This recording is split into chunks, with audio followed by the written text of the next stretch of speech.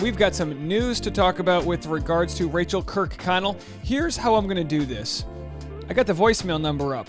I'm ready for your voicemails. It's going to be a first come, first serve conversation. But let's jump right into here. We've got this thing came out 10 minutes ago. I just checked this. Rachael Kirkconnell visited Matt James' place amid dating rumors. Let me turn this other music off here. Turn off my music there, and let's talk about this. I see everybody in the chat. Thank you so much for bumping your Harrison on top of that like button. And let's see this. These, I'll be honest, but I've already watched this. Paparazzi, it's an Italian term, which means annoying guy with a camera, right? And in some cases, paparazzi are called by celebrities because they want to catch you outside of a restaurant and be relevant. And then in other cases, the paparazzi are waiting at the foot of your door. Now, everybody and their mother knows where Matt James lives. You know, they have a doorman. It's safe. No one can get in there. But at the same time, anybody walking out, has to deal with the public. And if you live, if you know your rights as an American, you are allowed to be filmed in public. I know this because of my show Hollywood Posers, where I literally do play-by-play commentary of people taking photos of strangers in public. That's just what I do. But you can't film into a window. You can't film into private property, or you can't drone film into people's residence. But on the streets, Rachael Kirkconnell's fair game, and she handles it very well, but also it does feel a little icky. Let's watch it. We'll talk about it. And I'm under the camp of just leave her alone. It's like, we know she's in New York. Let us hypothesize what's going on there. She handles it very well. She politely ignores him. She says she doesn't want to deal with it. I'll turn the closed captioning on here. Let's set it to English. And let's just play this. Maybe we'll play it again after, in case there's any clues we missed. Nice spring day for Rachael Kirkconnell. How you doing, all right? Good. Rachel? How are you? I'd rather not be good. How you been, all right? I just want to say how you're doing with everything going on. Are you doing well? Things are good? Anything? Nothing. How is life in post everything? I mean, are you dealing with it all right? Nothing? All right, well, you got cool sneakers. That's a good compliment. I wish you the best. It seems like you're in a good place. I guess the question is, there's photos of you kind of with Matt, and chance you guys are just friends, or what are you guys doing? Just figuring it out? All right, well, I wish you the best. Thank you. Have a good one. There it is, folks. Listen, okay, so I'm not defending the paparazzi, but this is an industry. This is like the safest form of a paparazzi's gig.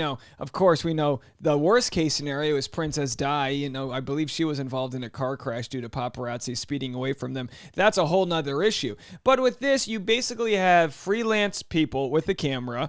They get footage, and then they try to sell it to different places.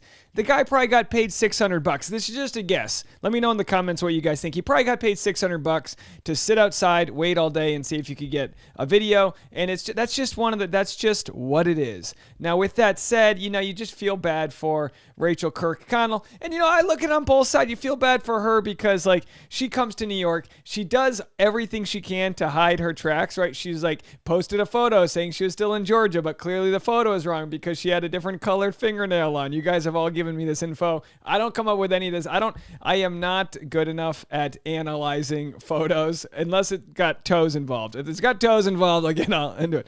But you guys have been very good at providing this information. And I'm not trying to play we are better than a paparazzi type of guy, because here we are talking about it. We're consuming this drama as it unfolds. New York is probably one of the best cities in the world to live discreetly. But in a case like this, it's like everyone knows where Matt James lives. So she probably was like, all right, I'll leave his place. I'll go visit my friends at Madison Square Park. And then all of a sudden she forgets that she's one of the most in-demand personalities in the world. I'll say it. Yeah, she's one of the most in-demand personalities in the world right now because of this storyline that is kind of bananas. It's a banana storyline. Let me get some music back on so we can keep jamming. And I'd love to know what you guys think. Let's go to the comment section.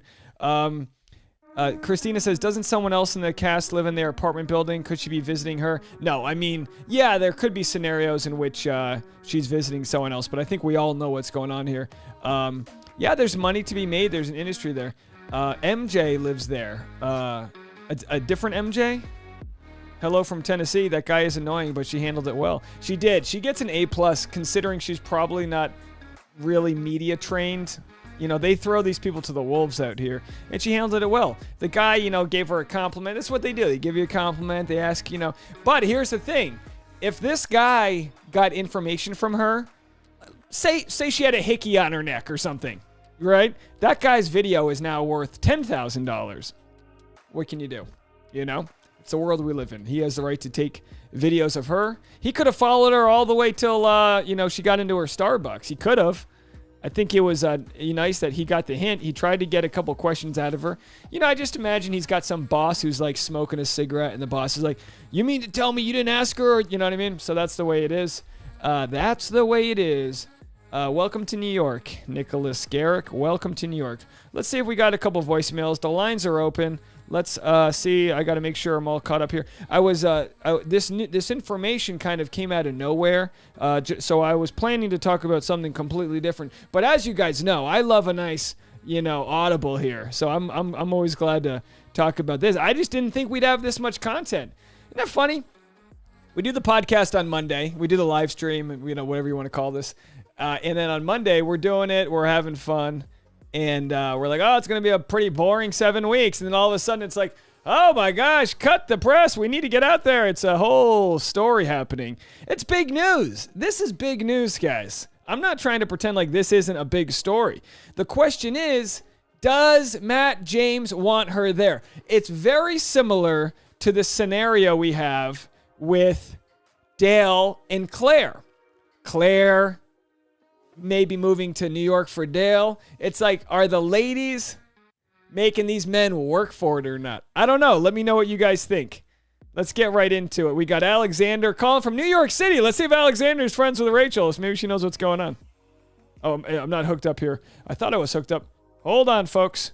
What the hell's going on with this thing? It says it's connected. It's not. Just hang tight, folks. You guys have been fantastic. Let's see if we got a connection here. It says we're connected. Let's see if we got this. Hi, Dave. It's Alexandra from New York City calling. I'm so excited because they just announced the date of the premiere of Bachelor in Paradise. I'm super psyched. I was actually wondering, when did you start watching this show, and if somebody told you about it, or how did it happen? Because usually it's a chick flick more than something for guys. So I'm curious how you started watching it and whose show was it? When was it? Love what you do. Thank you. Bye. That's a great question. And look, to be honest, I don't even remember the first season I watched. I used to watch like a random season. You know how it is. You're flipping through the channels. If you make it to the first episode, you'll end up watching the full thing. It wasn't until I started recapping it 6 years ago that I got a little bit more religious with how I watch it. A couple of nice comments out there. We've got someone's asking how the dog is adjusting to the new place. He's doing great, although we just got AstroTurf laid out, and I think he's trying to pee on it because we tried to train him to pee on the small patch of AstroTurf, and then we bought a big patch of AstroTurf, and I think he thinks it's a giant toilet bowl, but it isn't. All right, your phone lines are wide open. I've got a few voicemails from earlier in the day, but I wanted to give time to talk just about Rachel and Matt and what could be happening. So my thought is, let's lean it back here, folks. My thought is, at first you go, oh, Matt's into her. They did their performative thing. Not to say they didn't mean it, but they were like, we need a distance. If we're gonna make our relationship work, then we need to take a pause, have a break, like let the noise go out, and then she gets to go see him. They have their rendezvous. The last time I think they saw each other, unless there's any information I don't have, was Valentine's Day weekend. They broke up shortly after that. And as it's been reported, they have been on talking terms this whole time. So not the longest time to go between seeing someone, but if you were on the fence about whether you liked someone or not, and you waited several, what is that, 5, 6, 8 weeks, chances are if you don't like them, then this little rendezvous won't go well. You know what I mean? It gives you a chance to cloud your brain. Every guy out there knows what I'm talking about. You might sexually be attracted to someone, but if it doesn't click, ladies know this too. If it doesn't click, it wears away fast. You need to have a solid friendship with the person you might consider, spending the rest of your life with. Looking at you, Tasha, she knows what I'm talking about. Long road trips, you know what I mean? You got to be ready for that. Scholl says, dude, you're like the reality Steve of YouTube. Yeah, well, I don't make any promises that I'll ever break news. I could care less about breaking news. But when the news comes, I'm like at the buffet. It's like, oh, you got a new plate of dim sum? Whatever, I don't know. It's just a random example, but let's eat it, But I'm not in the kitchen cooking these things up. So the question's going to be is what comes of this? Did Rachael Kirkconnell drive to New York to see her friends like it's been reported, and then it was like, hey, Matt, I'm in town, let's hang out? Because what we saw before was them holding hands in Williamsburg, crossing the street. Maybe they weren't holding hands, I'm not sure. Don't hold me to it. But now what we see here is her leaving his apartment. I'm not shaming anybody. No strides of pride or walks of shame. None in my book. You do you, boo. You leave there as friends. You leave there as friends with benefits. You leave there as friends with no benefit. If you're like most of us in the United States that don't have healthcare benefits, you know what I'm talking about.